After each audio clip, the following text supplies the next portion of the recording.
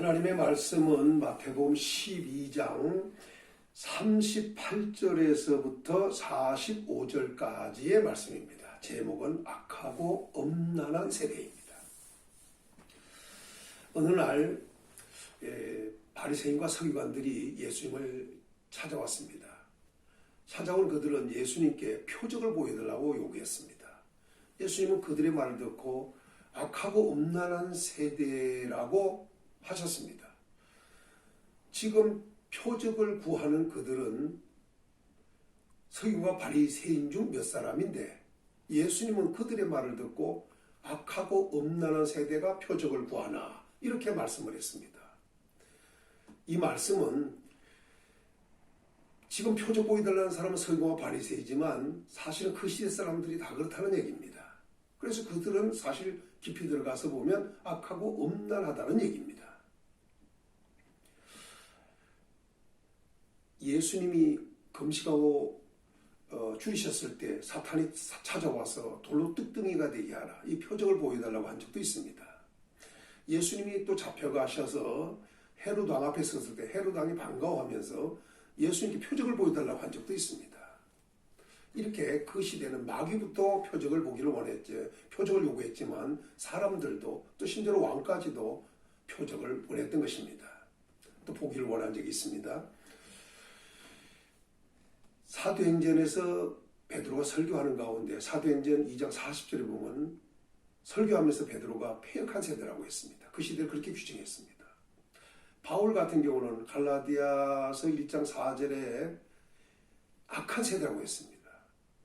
또 빌립보 2장 15절에 보면 어그러지고 그스린 세대라고 했습니다. 그 세대가 부정적인 세대였던 것입니다. 잘못된 세대였던 것입니다. 패역하다, 악하다, 어그러졌다, 거스린다. 예수님 입장에서는 악하고 엄난하다, 또 믿음이 없고 패역하다 이런 말씀을 하고 있는데 그 시대를 예수님도 사도들도 얼마나 부정적으로 보았는지를 알 수 있는 겁니다. 예수님은 그들이 표적을 보여달라 했을 때 바로 그렇게 말씀을 하시면서 예수님은 그들이 원하는 표적이 아니라 진짜 표적을 예수님은 보여주겠다고 하셨습니다. 선지자 요나의 표적밖에는 보일 표적이 없다 이렇게 말씀하셨습니다. 요나가 큰 물고기 뱃속에 들어가서 사흘 동안 있었던 것처럼 예수님도 사흘 동안 땅속에 있을 것이라고 하셨습니다. 이 말씀은 예수님이 요나가 고기 뱃속에서 사흘 동안 있다가 큰 물고기가 바닷가에다 토해냈듯이 예수님은 땅속에 있다가 사흘 만에 부활하실 것이다. 이것을 보여주겠다는 것입니다. 그들이 원한 표적은 하늘로부터 오는 표적이었을 것입니다. 뭔가 신기하고 놀랍고 또 이해하기 어렵고 이런 표적을 물론 원했겠지요. 그러나 예수님은 그들이 원하는 표적이 아니라 진짜 표적 중에 표적, 생명의 표적, 곧 부활의 표적을 보여주시겠다는 것입니다. 사람들이 진짜 원하고 사람들이 받아야 할 표적, 겪게 될 그 부활의 표적을 보여주겠다는 것입니다. 단순하게 나타나는 그 표적이 아니라 생명의 표적입니다.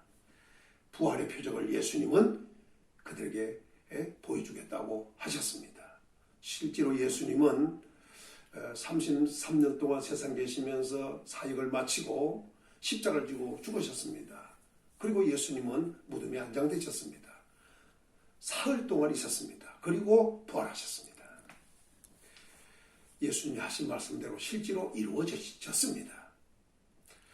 오늘은 예수님께서 하신 이 악하고 엄난한 세대 여기에 대해서 집중적으로 몇 가지로 정리하면서 함께 은혜를 받고자 합니다. 첫째는 회개하지 않는 세대가 악하고 엄난한 세대입니다. 말씀 41절에 심판때에 니느웨 사람들이 일어나 이 세대 사람들을 정죄하리니 이는 그들이 요나의 전도를 듣고 회개하였으므니거니와 요나보다 더 큰 이가 여기 있으며 이렇게 말씀했습니다. 요나는 니느웨로 가서 멸망을 전하라고 회개할 것을 촉구하라고 보냈는데 그는 니느웨로 가지 않고 다시스로 도망가다가 배에서 사람들에 의하여 바다에 던짐을 받고 큰 물고기 뱃속에 들어갔다가 토해냄을 받고 그는 니느웨에 가서 하룻길을 걸어가면서 그 니느웨에 멸망할 것이라고 말을 했습니다. 그 소리가 왕에게까지 들렸고 왕은 그 소리를 듣고 베옷을 입고 백성들까지 있게 하고 그들은 회개운동이 일어났었습니다. 요나의 전도를 듣고 그들은 회개했던 것입니다. 그런데 요나보다 더 큰 신 예수님이 오셨는데 예수님이 오셔서 회개하러 천국에 가까웠다고 하는데 그들은 회개할 줄 몰랐던 것입니다. 회개를 하지 않았던 것입니다. 바로 그 시대가 악하고 엄난한 세대인 것입니다. 그래서 예수님은 이렇게 말합니다. 심판 때에는 니느웨 사람들이 일어나 이 세대 사람들을 정죄하리라. 심판 때에. 왜? 니느웨 사람들은 회개했는데 요나의 전도를 듣고도 회개했는데 요나보다 크신 예수님이 오셔서 전도하는데도 회개하지 않는다는 겁니다. 그래서 오히려 회개한 니느웨 사람들이 일어나 이 시대 사람들을 정죄할 것이다. 이렇게 말씀하신 것입니다. 두 번째는 지혜로운 말을 들으러 오지 않는 세대를 악하고 엄난한 세대라고 하는 것입니다. 42절에 보면 이렇게 말씀합니다. 심판 때에 남방 여왕이 일어나 이 세대 사람들을 정죄하리니 이는 그가 솔로몬의 지혜로운 말을 들으려고 땅 끝에서 왔으므니거니와 솔로몬보다 더 큰 이가 여기 있느니라. 이렇게 말씀을 하셨어요. 옛날 솔로몬이가 지혜에 있다는 말을 듣고 남방 여왕이 땅끝에서 붙어왔습니다. 그리고 솔로몬하고 대화하고 놀랐습니다. 솔로몬의 궁전도 대단했지만 솔로몬이 먹는 음식부터 솔로몬 거기에 되어지는 조직부터 엄청나다는 걸 보았습니다. 자기가 듣던 것보다 와서 들어보니까 솔로몬의 지혜가 더 엄청나게 크다는 걸 알게 되었습니다. 남방 여왕은 땅끝에서부터 솔로몬의 지혜로운 말을 들으려고 왔는데 솔로몬보다 더 큰 이이신 예수님이 오셔서 지혜의 말을 하는데도 들으려 오지 않는 것입니다. 그러니까 예수님은 심판 때에는 남방 여왕이 일어나 이 세대를 정죄할 것이라고 하신 것입니다. 회개하지 않는 세대, 지혜로운 말을 들으려고 하지 않는 세대가 바로 악하고 엄난한 세대라는 것입니다. 세 번째는 귀신 들린 세대가 악하고 엄난한 세대입니다. 43절에 보면 이렇게 말씀합니다. 더러운 귀신이 사람에게서 나갔을 때에 물 없는 곳으로 다니며 쉬기를 구하되 쉴 곳을 얻지 못하고. 더러운 귀신이 있습니다. 그런데 그게 어떤 사람에게 들렸습니다. 그런데 그 들렸던 그 귀신이 그 사람에게서 나갔습니다. 나가서 물 없는 곳으로 다닙니다. 그러면서 쉬기를 구하지만 쉴 곳이 없더라는 것입니다. 물 없는 곳에 가서 쉬려고 했는데 그 물 없는 곳에는 쉴 곳이 없더라는 겁니다. 쉬기를 구하지만. 그러니까 44절에 이렇게 말합니다. 이에 이르되 내가 나온 내 집으로 돌아가리라 하고 와서 보니 그 집이 비고 청소되고 수리되었거늘 이렇게 말합니다. 그러니까 그 사람에게 나가서 귀신이 돌아다니면서 쉴 곳을 찾되 물 없는 곳으로 다니면서 쉴 곳을 찾았지만 쉴 곳이 없어서 그 귀신이 다시 자기가 있던 그곳으로 왔습니다.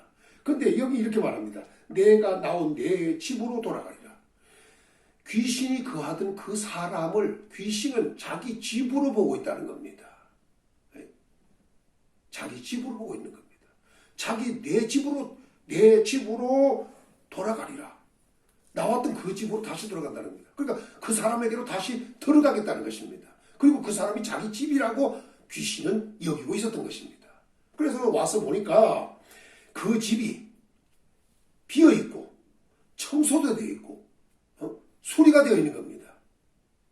아주 오늘날 말하면 리모델링을 제대로 해놓은 겁니다. 이게. 그러니까 나갔던 귀신이 와서 보고는 자기 혼자 들어간 것이 아니라 가서 저보다 더 악한 귀신 7을 데리고 가서 그하더라. 이렇게 말씀을 하고 있습니다. 45절에. 전에도 그 하나 귀신이 들어갔을 때도 굉장히 힘들었을 텐데 이번에는 나온 그 귀신보다 더 악한 7을 데리고 들어갔습니다. 그러니까 이번에는 귀신이 결국 8마리가 들어앉은 겁니다. 그리고 저보다 더 악한 귀신이 들어갔으니 7을 더 데리고 왔으니 나중 형편이 전보다 더욱 심하게 되었느니라. 하나 들었을 때도 힘들었는데 그보다 더 악한 귀신이 7이 더 들어갔으니 이 얼마나 힘들었겠는가. 예수님이 이렇게 말씀합니다. 이 악한 세대가 또한 이렇게 되리라. 이 세대가 7 귀신이 더 들어간 것 같은 세대가 된다는 것입니다.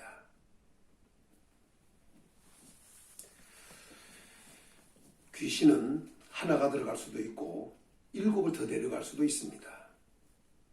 또 옛날 같은 경우에는 그라사인에서 있었던 일인데 귀신 들린 자가 예수님을 만났을 때 무저갱에 들어가지 않게 해달라고 이야기를 했을 때 사정을 했고 또 그러더니 돼지떼를 보더니 저리로 들어가게 허락해달라고 그러니까 예수님께서 그렇게 하라고 하니까 그 귀신들이 그 돼지들에게 들어갔습니다. 돼지들이 귀신이 들어가니까 미쳐서 날뛰면서 막 그냥 언덕길을 내달리더니 전부 다 바다에 가서 빠져 죽었습니다. 그때 수가 약 2,000마리쯤 되더라고 했습니다. 그 돼지가 죽은 것이 약 2,000마리입니다. 귀신이 돼지 한 마리에 한 마리가 들어갔는지 2마리가 들어갔는지 모릅니다. 귀신이 얼마나 들어가는지 모릅니다. 그렇지만 죽은 돼지가 약 2,000마리쯤 된다고 했습니다. 돼지는 한 마리만 들어가도 못 견디고 2마리 들어가도 못 견뎌서 바다에 빠져 스스로 자살을 해버릴 정도가 돼버리는데 그 돼지 2,000마리가 약 2,000마리가 죽을 정도의 귀신이 들어갔는데 그는 죽지는 않고 자살을 하지 않고 무덤가에서 소리를 지르고 물론 쇠고랑도 끊으며 이렇게 살던 사람도 있었습니다. 귀신이 이렇게 떼거지로 들어가는 경우도 있습니다. 그래서 그때 들린 귀신은 군대라 그랬습니다.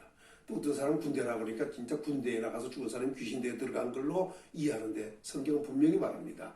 우리의 수가 많아서 그렇다. 수가 많다고 얘기했습니다. 그래서 수가 많아서 군대라 이렇게 표현했던 것입니다.